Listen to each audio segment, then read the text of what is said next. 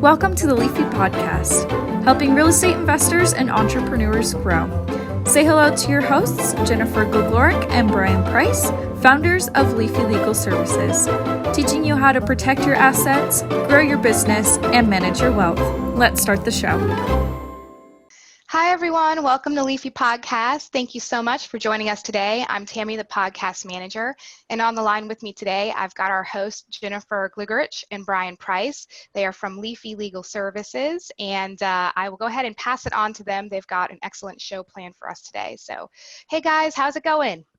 Oh, it's going great. I'm excited today because we're talking to someone from our beautiful land in Puerto Rico, where we have just been informed it's only 83 degrees and not humid, and there's steps from the beach. So I am actually feeling, even though I live on an island here in Galveston, I'm pretty jealous. I'm jealous of the non-humidity. The person we're talking to today is a real estate guru.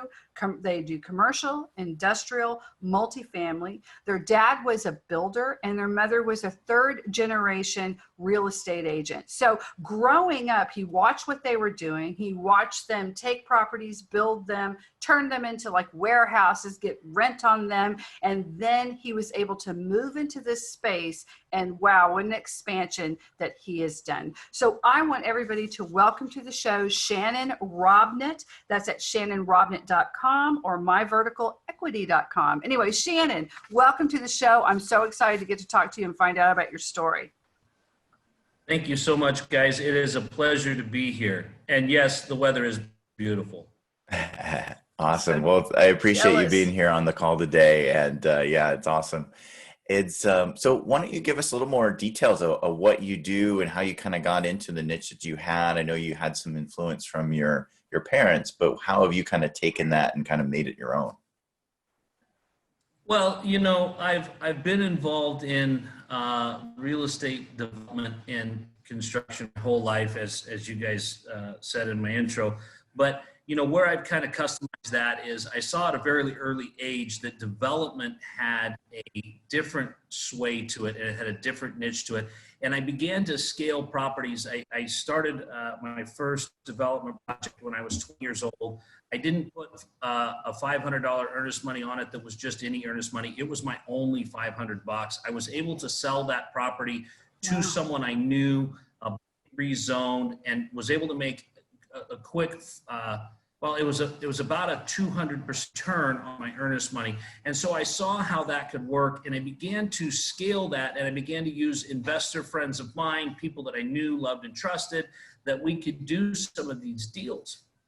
I quickly grew from there. We got into subdivisions. We did industrial space where you build a building, the building's worth X. If I build it for you, if I fill it full of tenants and create a cash flow stream based on a cap rate, which a lot of your investors are very familiar with, I now have created an asset that is worth quite a bit more than it cost to build. So we were then jumping into that development stream. From there, we moved to multifamily, and we do it a little bit different than a lot of people. And I'm sure your listeners already know about buying a property and doing what's called a value add, where you take that property, you buy it at a cap rate, but you're buying it at close to the top of the market. But you know that you're going to put some CapEx, you're going to put another coat of lipstick on a pig. It wasn't 1973 Motel 6 before this, but you're still limited to a 1973 Motel 6. What we do is we step back one more level. We go, you know what? We have the ability, we have the horsepower, we have the knowledge to do a ground up development. So we are doing what a lot of REITs are doing that is out of reach of a lot of your listeners because they can't get in on a brand new ground up development. And with that, we're creating a product that doesn't have 1973 plumbing. It does not have a floor plan that looks like we converted a hotel. It does not have all the issues that we have. Combine that with the special environment that we have right now with COVID that leaves us with the forced appreciation over the next 12 months very questionable. So we're sitting in a great position with a phenomenal product that we're really able to help our investors do that. And from there, I quickly ran out of money and had to realize I needed to scale that and be able to get into syndication, which is really the arena that we're in today and focusing a lot. So right now you're in development and syndication. What should new investors like, let's say someone's listening to this and they're like, that's really where I want to go. I know that just that word is hot right now. If you go on Bigger Pockets, if you go on other, channels that we're on to, everybody's talking about it. But tell me a little bit, you said you do things a little bit different. Tell me a little bit about what space you're in right now, what types of investors you're looking for, and what kind of deals you're doing. Sure. Well, here's the thing. When you talk about syndication, you really look at what they're trying to do with syndication, and you look at the value add product that is usually tied to that syndication. And a syndication is really a group of people that come together.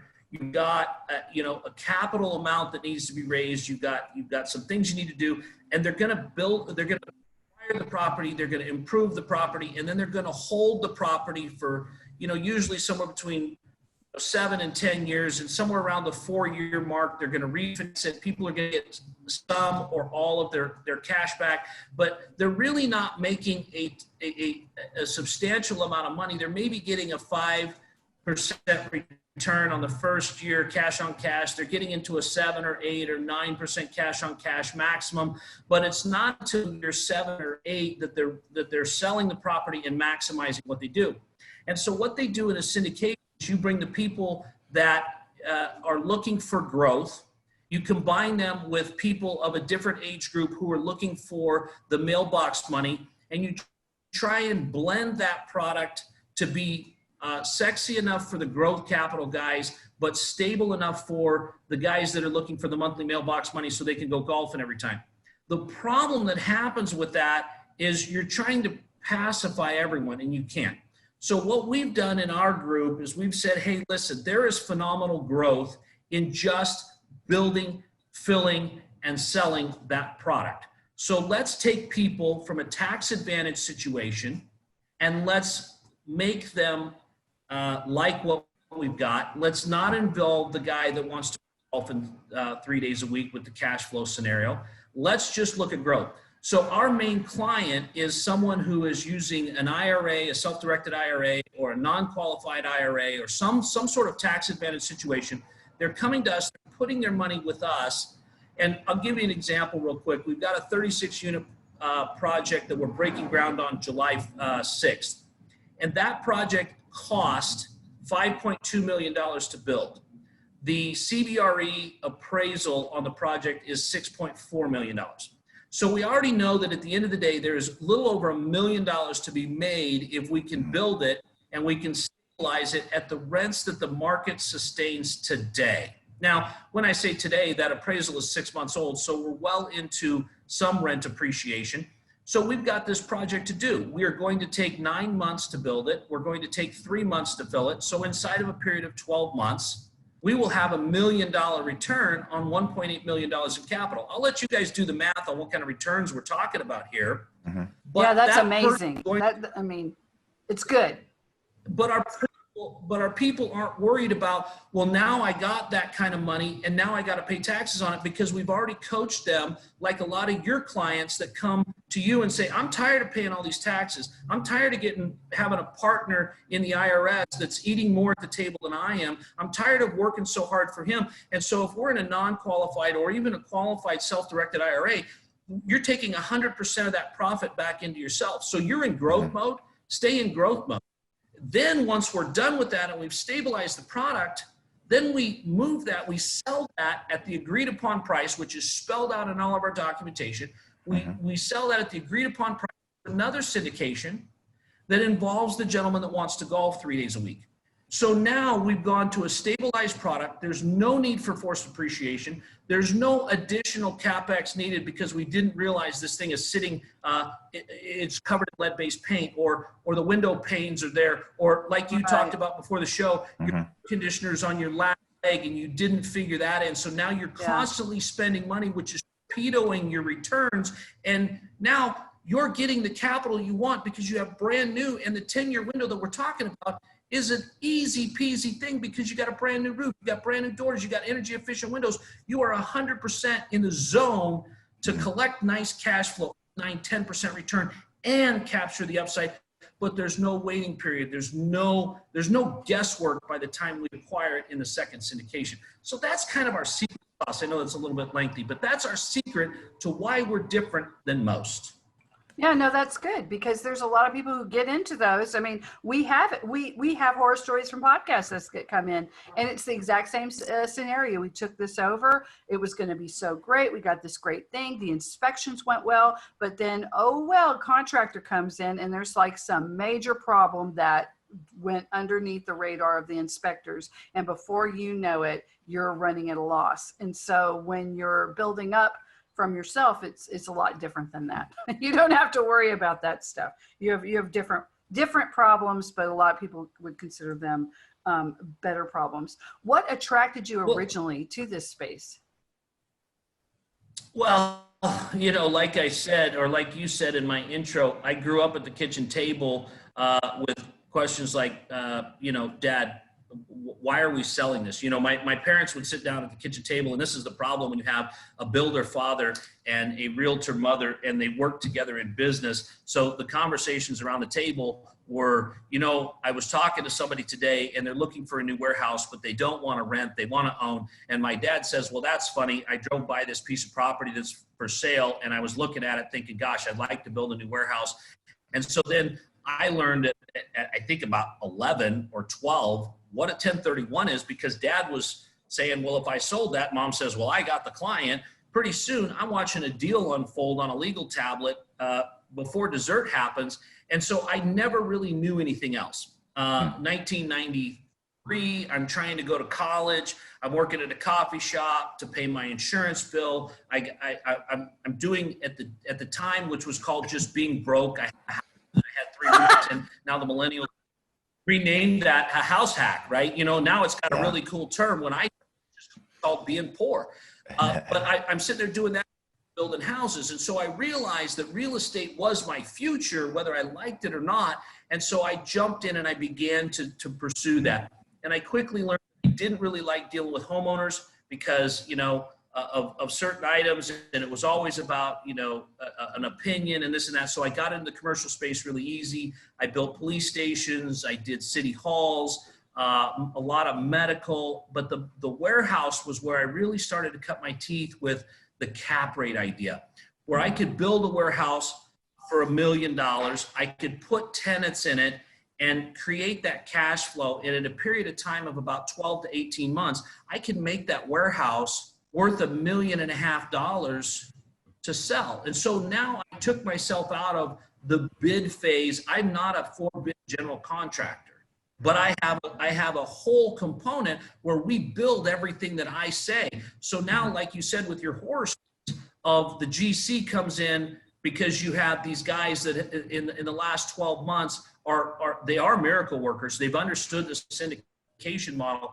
and they're involved in 1,500 units, but they're not a general contractor. I'm coming at it from the standpoint of I've got 35 years of general contracting experience that takes this property down. We don't have those issues. I am the general partner. I've eliminated all the overages, right? So now, instead of it being where the GP is an inexperienced builder, the biggest component in this has been taken out. Now the GP is me. If the cost overruns happen, it's on the GP, because we have a contract with my company that ensures that the partnership is only going to pay X to have the whole project built.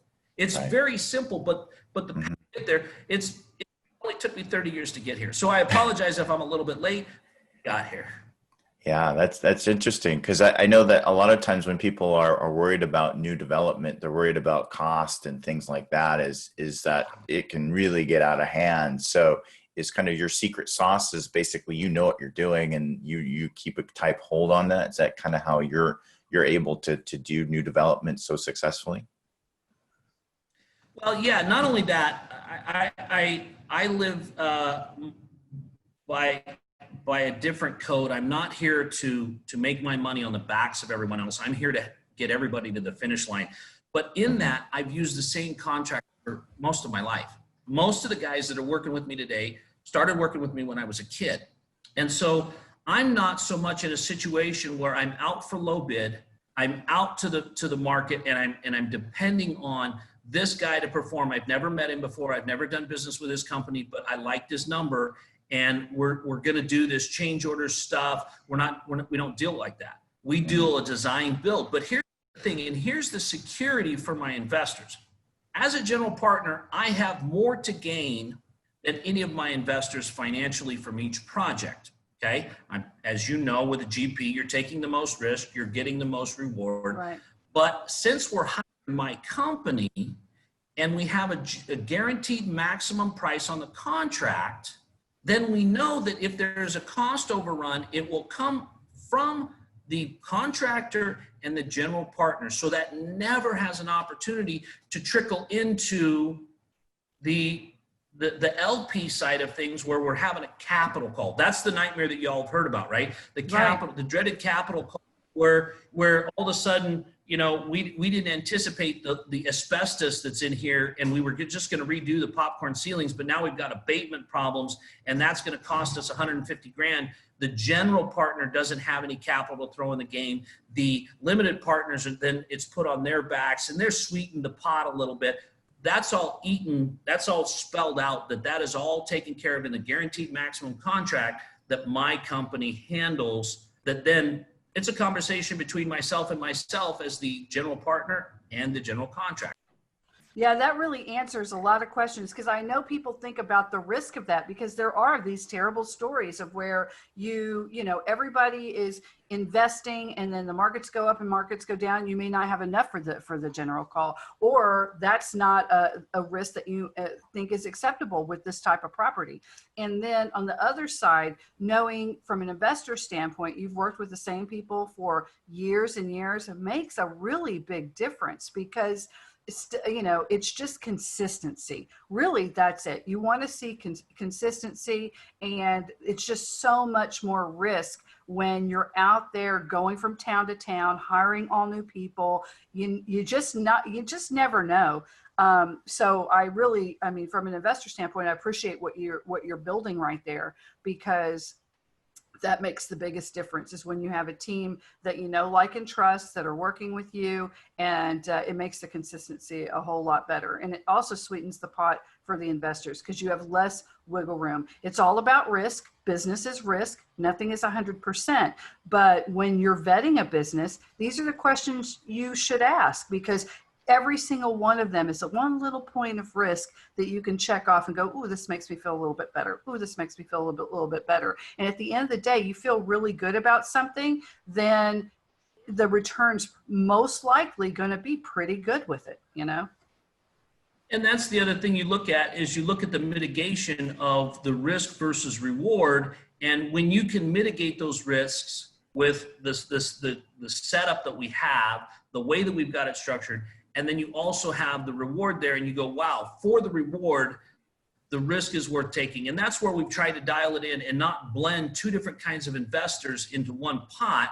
We've tried to say, hey, let's put the risk takers out there on 20+% growth in a 12-month period of time, and let's set aside the guys that are wanting the 8% cash on cash coupon money. Let's get to them in a year. Let's get to them with stabilized product. Let's give them the stuff that it's a no-brainer. This is better than a bond. It's an actual physical thing that's producing cash every month. Absolutely. Well, guys, we've been talking to Shannon Robnett. That's Shannon Robnett, ROBNETT.com, or you can also go to myverticalequity.com, either one of those. And we're about to end the show and take it to Tammy, but one last question for Shannon. What would you tell your 25-year-old self if you could go back in time? What would it be? I think the thing I would tell myself is to slow down.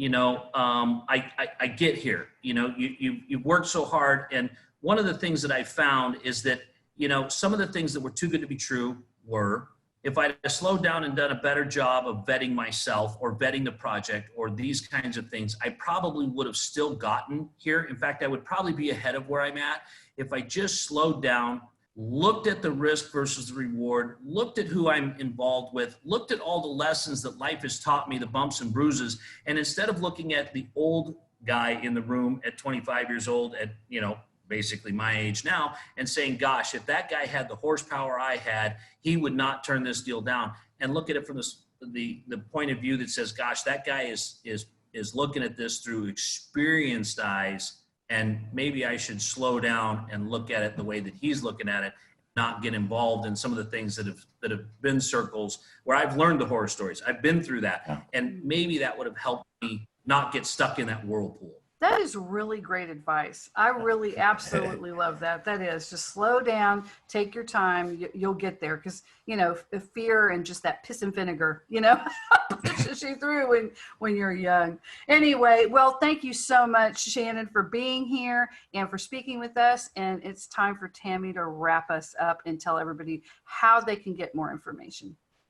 Absolutely. Thank you so much, Jennifer and Brian, for being on the call as our hosts. And thank you, Shannon, for joining us today with all of your great knowledge and tips for our listeners. And if you do enjoy the show, please do rate us. You can find us on any podcast platform and also on social media at Leafy Legal. We love to hear from you. And if you do have a guest recommendation, or would you like to just leave a comment for us, you can always email me, Tammy, Tammy, at leafylegalservices.com. Thank you so much again for listening in today. And I really appreciate you, and hope you have a wonderful day, and we'll see you next time. Bye-bye.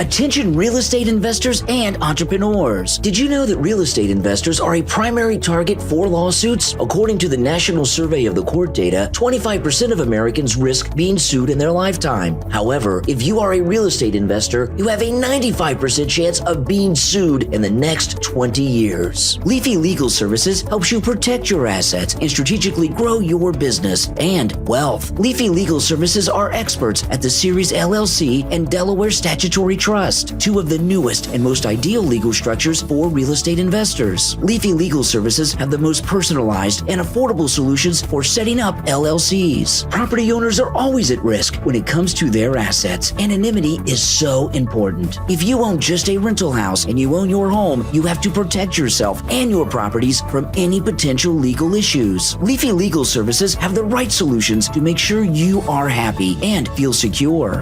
They offer cost-effective documentation that suits their clients' needs. For a free consultation and ebook, visit leafylegalservices.com. They are waiting to hear from you. leafylegalservices.com. Follow us on Facebook, Twitter, and Instagram. Don't wait. Take action now. LeafyLegalServices.com. Protect your assets, grow your business, and manage your wealth.